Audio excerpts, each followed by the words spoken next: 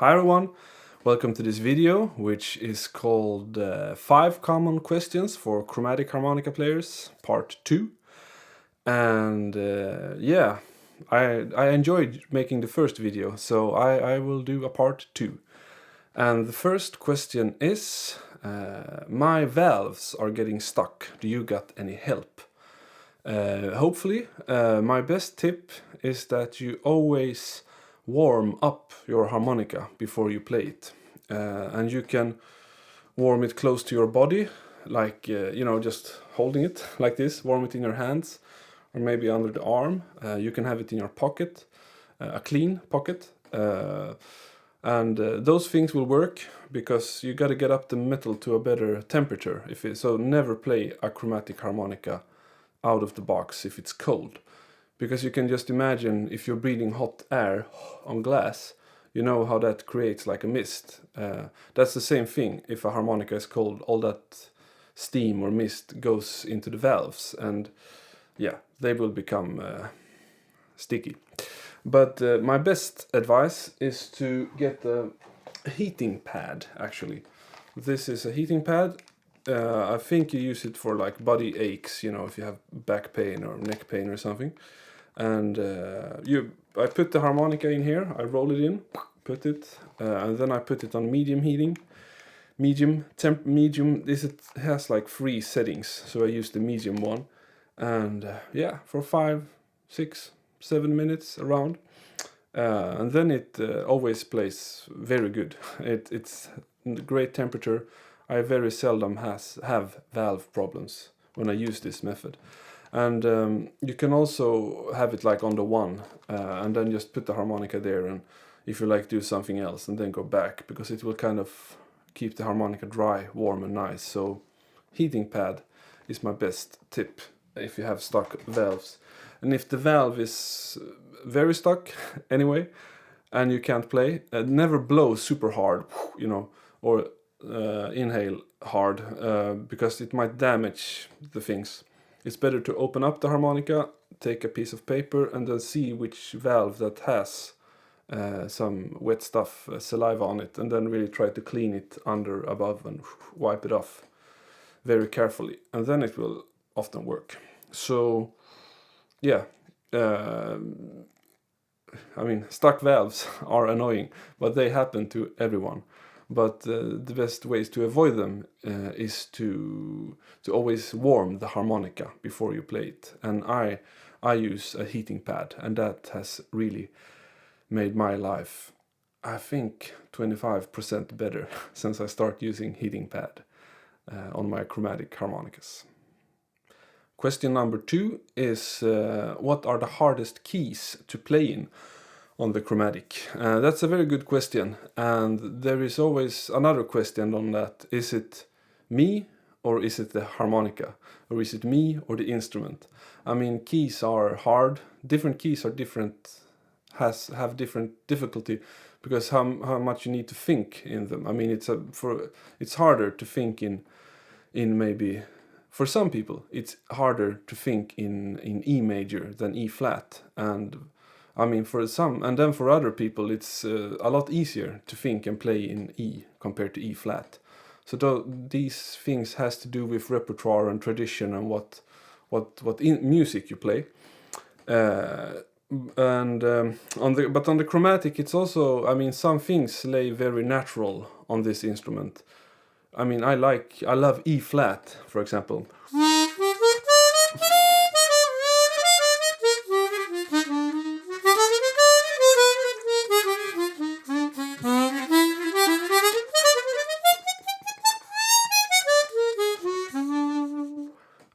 That's a really smooth key for me. And you have the semitones on the root note, and on the 5th, and on the 3rd.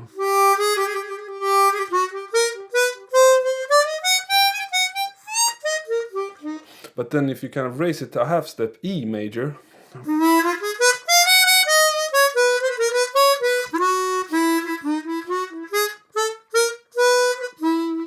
different sound and different feel, and it also, different ornaments and trills. If you use the same thing, on the root note, just press the button, you get a flat 2 or flat 9 note F.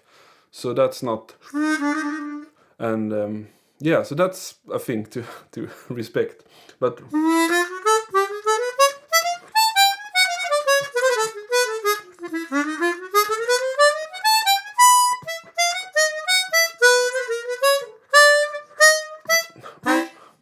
yeah, E major is also cool. It has its sounds, and also I mean like B flat.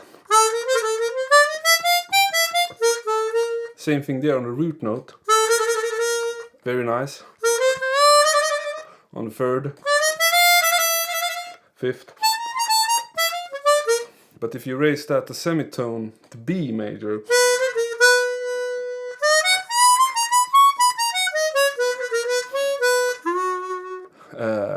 a different feeling occur. And B major is more, I mean, trickier in another way, but also it's really nice for kind of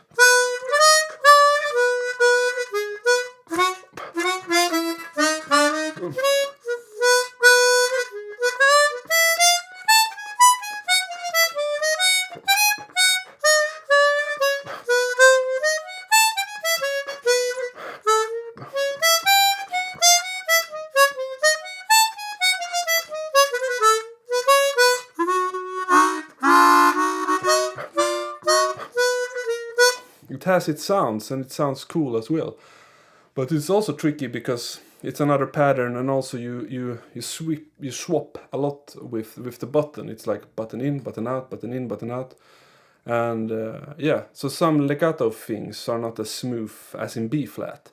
So every key is special on the chromatic, but that's the same on almost any instrument. It feels different, especially wind instrument.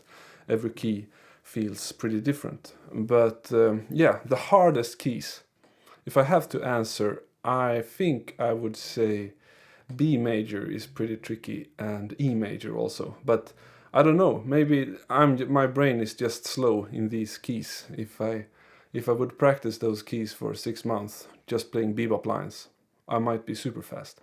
So hard keys is a big subject, but yes, I think some keys are harder than others on the chromatic, just how they lay out natural on the instrument. So it's good to think about those things. And also, I mean, if you're really into getting certain trills and ornaments on some notes, you might want to consider getting a chromatic in a different key. This is a C instrument, but if you played like a B harmonica, or a E chromatic, or G chromatic, A chromatic, you get totally a new world, and all the ornaments and trills will lay out in a new way. So maybe that's a thing to explore if you feel for searching for those sounds. And I also want to add regarding hardest key on the chromatic harmonica, it really depends on what music you're gonna play, what genre, and what kind of song, and what kind of dynamics, etc. I mean, because playing, yeah, it's pretty easy to play like bebop stuff in E flat, and but playing bebop stuff in B major is pretty tricky. But it's really nice and so to play like kind of soul and funk stuff in B major, because then you can drill on other notes. So the hardest key, it really also depends on what kind of music and what kind of ornaments and kind of yeah, how you want to play. It's not that easy to just name a answer that applies to every music genre and style directly. It's really yeah, it's a big question, but a good one. Okay, question number 3. If you only have 15 minutes per day, what do you practice?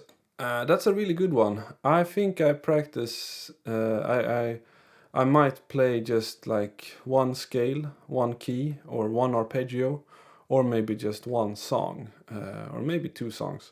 But really try to have like a really devoted time to my instrument in those 15 minutes. So I don't like play harmonica and do other stuff at the same time. So I mean, almost have it like a meditation, and I really like that, because when you have like less time, you can really focus in on certain things. And I think it's, yeah, That's my answer on that. I mean, yeah, practice with super focus and super direction, whatever you practice. And I often nowadays kind of do lots of noodling on my instrument, meaning I just play around. I just put a timer for 5 minutes.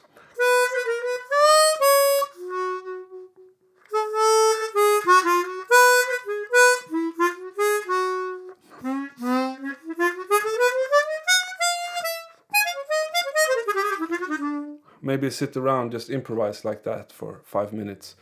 Or I play only like long tones for 5 minutes, you know.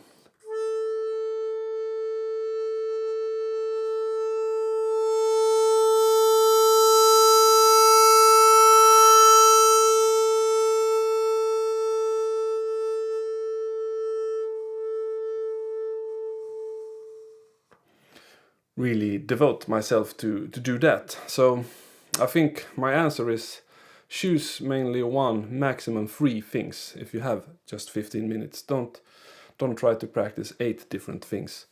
Because I think it would be a bit too much for the brain. At least it would be too much for my brain. So I would recommend focus on 1 to 3 things, maybe scales, maybe arpeggio, or maybe a song that you love and want to play. And like I do right now, I often sit and improvise just out of the blue in different time sessions, maybe 5 minutes, 15 minutes, etc. And that's really nice and really demanding. And I think it can be better to have a super good and focused and devoted 15-minute session than to play around 2 hours every day, maybe. Because I think it's not always the quantity of hours that you can get in your practice. It's really the quality in the hours that matters, to really know what you have to practice on. And then an extra practice tip is also you should always practice things that you cannot play, but you're also always allowed to practice things that you're good at. And that's also a super nice feeling, because you know, if you practice stuff and you get really annoyed, I will quit playing harmonica, I hate this. And then you just lay it down, take a break, and then come back, and then just play things that you already know how to play. Songs you love and melodies you love. Then you will get another kind of relation to practicing. And that I think is really good, that you should always practice both stuff you don't know, and then both stuff that you know very well. Because, yeah, playing the songs you love is also a really, really good thing. Question number 4, which finger to use when pressing the button? Good question. We are all different, but I like using my index finger, and I use the lower part of this finger, this muscle here. And like that. That's my grip. That's how that's what feels most comfortable, and I also think I have most control and most speed doing that. I don't know. And so on. But I think, I'm close to I never release kind of the finger off the button. I always have the finger on, so I don't press. I press. You can see I'm always holding it in place. But yeah, I mean, people are different. I have seen harmonica players play like this, and it sounds amazing. I have seen people play like this, and it sounds great. Like this, and it sounds good. Great. Try what feels best for you and what feels natural and good in the hands. But my recommendation is index finger, and then this meaty, this soft part here of this finger. And then also I keep the fingers on the button. I think that's a good thing. Or I don't know, but I kind of learned that also. I played lots of accordion a few years ago, many years ago, another life. No, but then you also kind of have the fingers on the buttons. You don't like play and then take them off. You're ready. Maybe you don't hold the fingers on the button, but you have them very close by. I play button accordion like this. So really, always being close to the instrument is a good thing, I think. Question number 5 is how did you learn to play harmonica, and did you study with someone? Yes, I learned to play. My father taught me the first things on the harmonica. He played diatonic, so he taught me how to play, play melodies and play the blues, bend notes, and all these things. And then I took some lessons from Dick Sjöberg, a guy in Sweden, in Malmö, southern Sweden. He also played blues, so I had some lessons with him. And then I kind of was on my own for a while. But I was in in Germany on a harmonica camp and took some lessons with Carlos Del Honco and Brendan Power. I was attending like a class a week teaching course that they had. And Brendan Power, Joe Falisco, and then I just met them, a few hours every day in a group. So I didn't study privately with them, but it gave me a lot. It was amazing. And I think I was 17 when I did that. It was super, super nice week. And then on just harmonica, I also studied with Jouko Kyhele, a great Finnish harmonica player that is a master in kind of traditional music, harmonica music styles,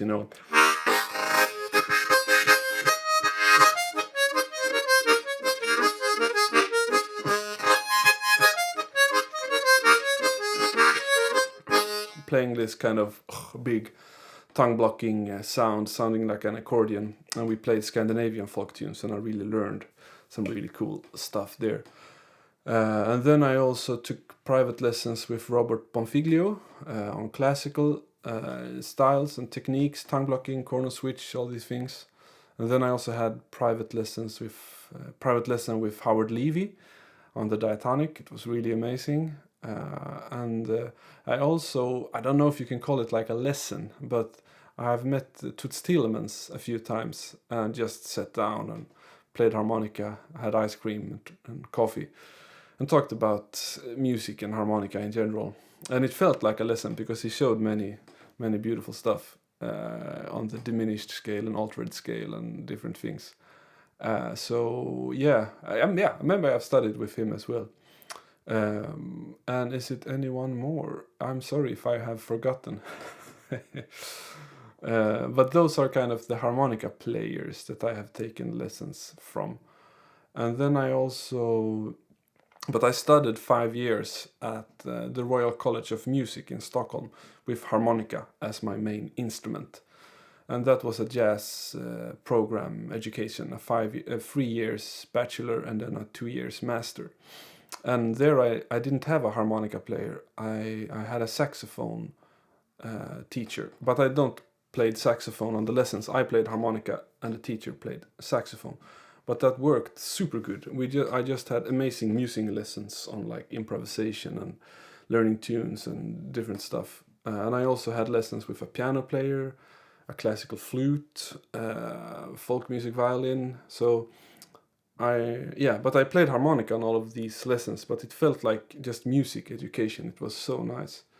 And then I also I play other instruments, and on those instruments I have had teachers that played the same instrument.